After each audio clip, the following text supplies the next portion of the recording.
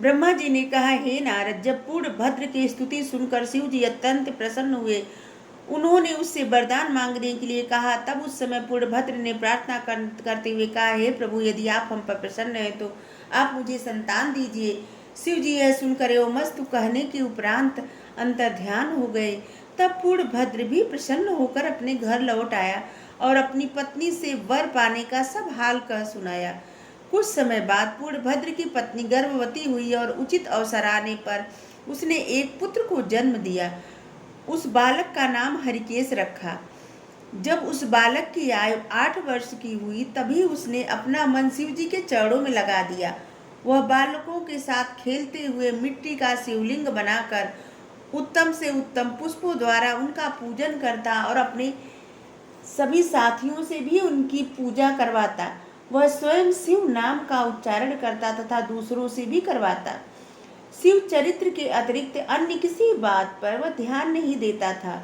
वह शिव जी के पूजन में तथा उनकी 5 शिव तीर्थों की यात्रा में लगे रहे। इस प्रकार रात दिन शिव जी का ही ध्यान करते, उन्हीं को देखते और उन्हीं की यश का गान किया करते थे। वह अपने शरीर में भस्म लगाए रहते, रुद्राक्ष की माला पहने हर समय शिव नाम का जप किया करते।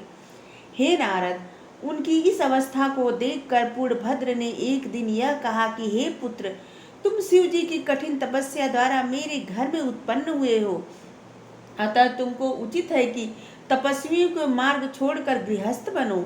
मेरे घर में सब प्रकार के रत्न तथा सुख के साधन उपस्थित हैं, अतः तुम उनमें से अपना मन लगाकर राजनीति करना सीखो, जिससे भविष्य में प्रजा का भली भांति पालन कर सको। तुमने जिस मार्ग को अपनाया वह दरिद्रों का मार्ग है। हे नारद, पिता की इस आज्ञा का पालन करने में असमर्थ होने के कारण हरिकेश अपने घर को छोड़कर भाग गया।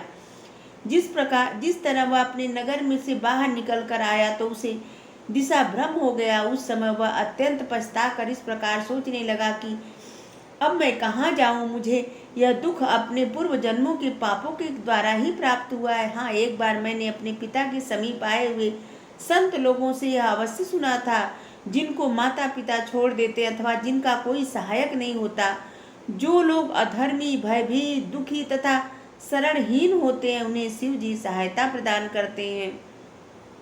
ऐसे अनाथ मनुष्यों को शिव जी की पूरी काशी में जाकर निवास करना चाहिए। हे नारद, इस विचार के आते ही वह लोगों से काशी का मार्ग पूछता हुआ वहां जा पहुंचा और काशी में पहुंचकर उसने सर्वप्रथम मणिकर्णिका घाट पर स्नान किया। उसके बाद भगवान विश्वनाथ की पूजा की। इसके बाद आनंद वन में जाकर दृढ़तापूर्वक कठिन तपस्या करने लगा। वहां कुछ समय बाद गिरजा सहित शिव जी ने पहुंचकर उसे वरदान दिया। उसका वर्णन पहले अध्याय में हो चुका है। अब पहला भाग देखेंगे तो उसमें पता चल जाएगा। हो चुका है। शिव जी की भक्ति द्वारा हरिकेश ने अपने संपूर्ण कुल को तार दिया और उसके माता पिता भी काशीवासी हो गए। हे नारद, शिव भक्तों की महिमा वास्तव में ऐसी ही है। वे अकेले ही मुक्त नहीं होते, अपितु अपने कुल